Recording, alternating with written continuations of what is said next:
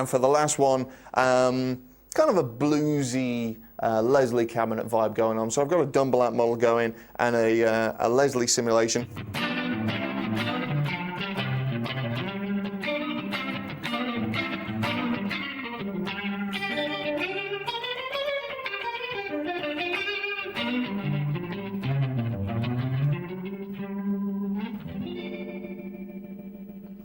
Now, if I want to make that sound a little bigger, I can actually change the cabinet modeling. So if I just turn the Leslie cab off real quick, and again, hold down the tap tempo and turn the effects knob, and you can see around here we have 1x8, 1x12, 2x12, 4x10, and 4x12. So each of those are different cabinets. So if I go to the 1x8,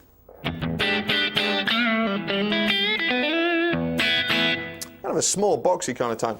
So if I go up now to maybe a 4x10,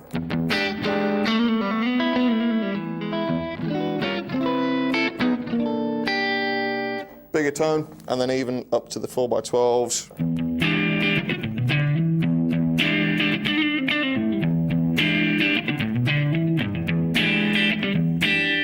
I think I like the 4x10 best, so I'll scroll down.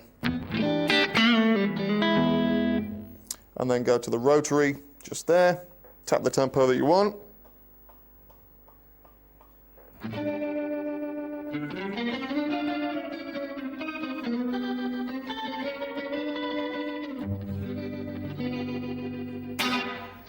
Done. So now we have some basic presets that we can always go back to if needs be, and you always know where you are. Now, for years people have been using these in the studio, and I think it'll be difficult to find a commercially released record that doesn't have a Line 6 product on it, specifically the pods. And that makes my life really easy to dial in some artist tones. And someone like The Edge, for instance, even though this wasn't around when he recorded this particular track that I'm going to do, he now uses these he uses the rack version in his huge big rack system, and he's got a couple of them. And it's cool and very easy to get those kind of tones quite simply. So we're going to go for, still haven't found what I'm looking for, classic U2 tone. And all we're going to do, we're going to go to Brit Class A. Let's turn all these effects off real quick. So we've got Brit Class A, which is the AC30 model. The Edge, of course, a massive AC30 user, which actually, that's a good point to make. It helps massively if you know, if you're after a tone, an artist tone, and you know what gear they used to get those tones, that'll help you a million. If you're just kind of blagging it, it's great to use your ears, but it's a great starting point if you can kind of go on the internet. It is useful for other things and find out what gear they use, their rig, what pedals, and all this kind of stuff. And that'll give you a good basic starting point to get these tones. So I know that the Edge uses AC30s a lot. So we're going to go for an AC30 model, and we're just going to tweak the sound. There's a little bit, just a slight hint of dirt on this, and it's fairly bright as well, so we're going to crank that up.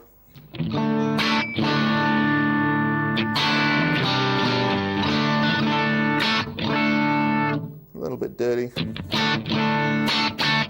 And he's a big compressor fan as well. So we're going to call up the compressor, and we're going to tweak that.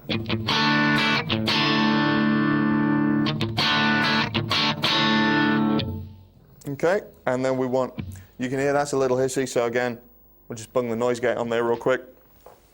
And then we're going to dial in some delay and some reverb. It's quite a loud delay.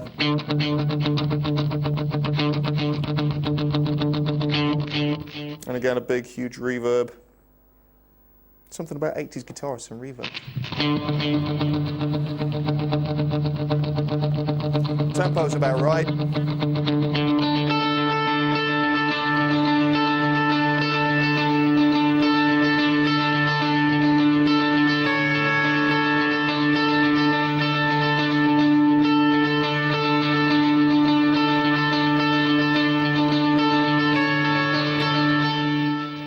Instant Edge. Let's go up. Next on the list, another great tone guru, Andy Summers of the Police fame, and he's a big Marshall user and It's quite a distinctive tone as well. We're going to go for Walking on the Moon. So we just dial in the amp model. Brit Classic is the model of our Marshall Plexi, and we're going to get a basic sound real quick. And again, tweak the tone as desired. It's fairly bright.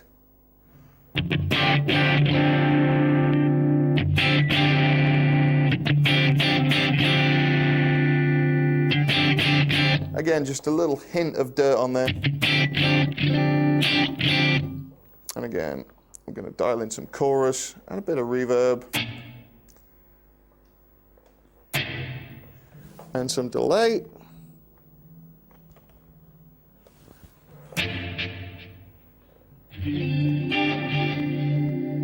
And that's about right.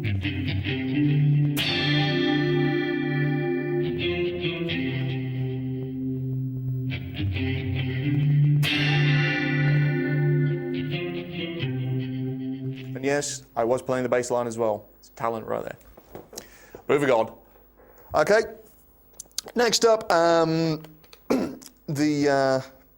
the best guitarist who ever lived, James Marshall Hendrix. And, you know, a pretty common track, Purple Haze, and very distinctive tone. So again, big Marshall guy. So we'll dial in the Brit Classic once more and just dime everything. Just everything full. Because that was what Jimmy was about. It's loud, beefy, huge tone.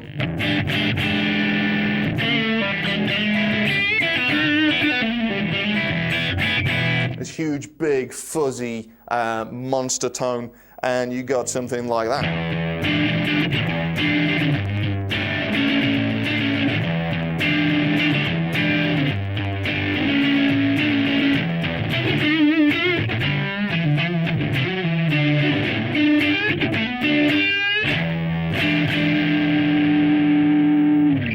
Massive.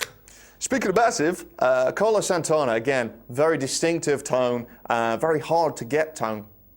Very big user of Mesa Boogie amps, and we're just going to swap guitars real quick to get an even bigger sound that this won't quite give me.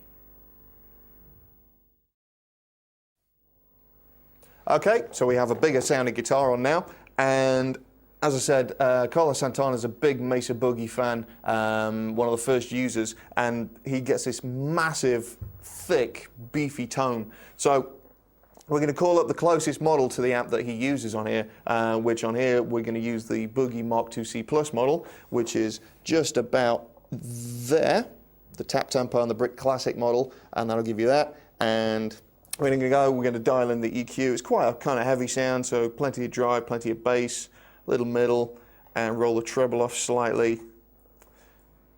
Touch of reverb. And on the guitar, it helps if you roll the tone off a little as well to just beef it up that little bit more. And we have this big, thick.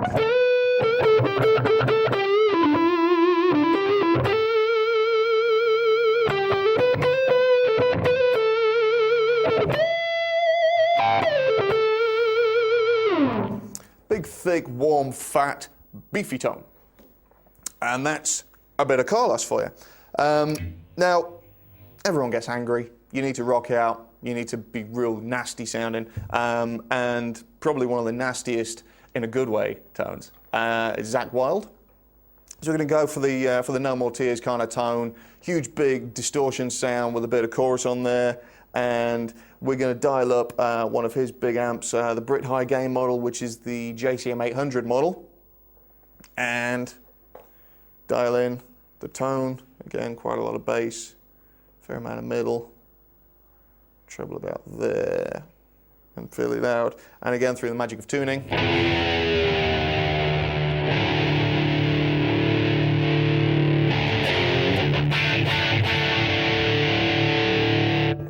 I'm going to stick some chorus on there as well. Chorus 1, which is the kind of model, it's based on a chorus ensemble, a Boss C1 kind of pedal. And you get something along those lines. Massive, big sound.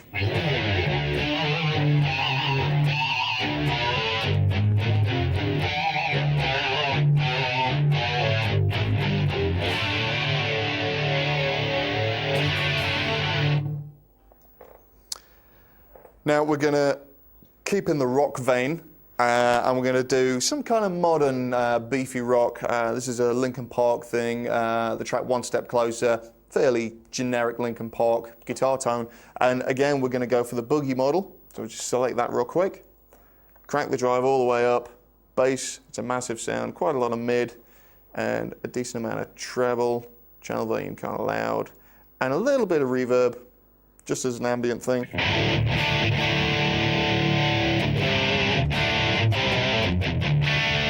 In fact, that's probably a little too much gain, so I'll just roll that back slightly.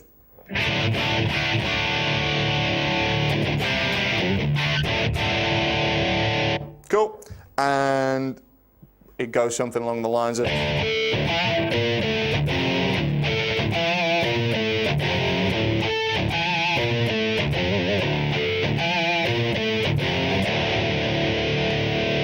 a typical nu metal kind of rock tone. Okay, now I'm going to be really awkward and change guitars again.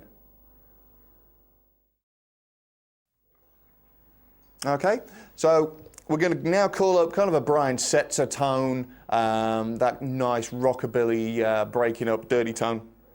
So we're going to go down and we're going to get a basement model for this. Let's turn all the effects off real quick so I can show you how I build this. And we're going to go for a basement model and we're going to crank the gain up quite a lot. And it's a big sound, quite trebly, loud.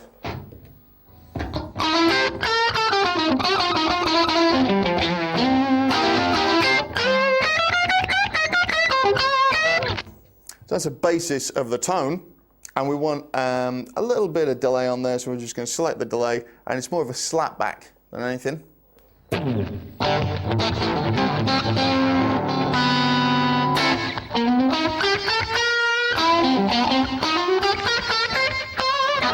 A nice kind of rockabilly slapback thing going on, and a bit of spring reverb on there. That's instant kind of rockabilly.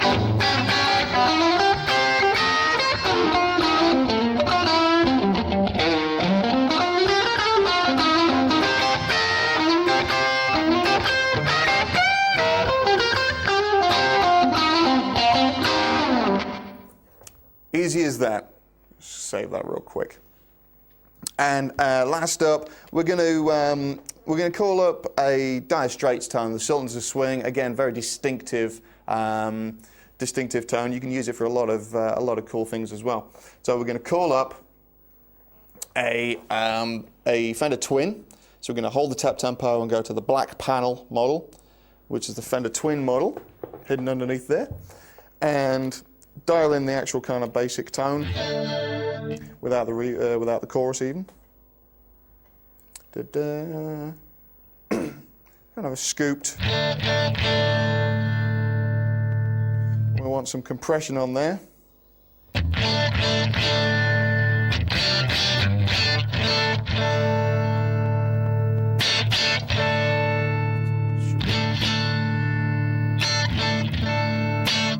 Memory serves me correctly, that should be something about right, and you get that kind of nice Sultans of Swing twangy thing going on.